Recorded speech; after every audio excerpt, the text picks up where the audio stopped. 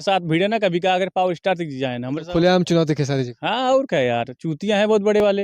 Industry में तुम काम करो, तुम विवाद फैला रहे हो, तुमको तो ऐसा है तो वैसे भी लाइव देख ली, रोत रहा है बेचारा।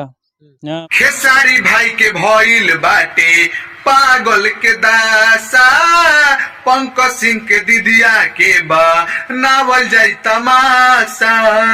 खेसारी लाल के भइल बाटे पागल के दासा, पवन सिंह के दिदिया के बा नावल जाई तमाशा। रोते रोते मिले हमसे आइल बाड़ी, रोते रोते मिले हमसे आइल बाड़ी। पवन के दिदिया इ तरहरी में पेलाइल बाड़ी, पंकज सिंह के दिदिया इ तरहरी में पकड़ाइल बाड़ी। कहतारी खेसारी सोया ले ली माजा, आता नाई कष्ट में दिह जनी साजा।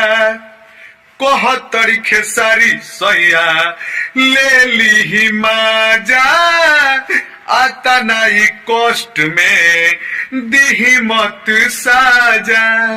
कि पवन सिंह के बहिन मिले आइल बाड़ी, हमारा खेसारी भाई से पेलाइल बाड़ी।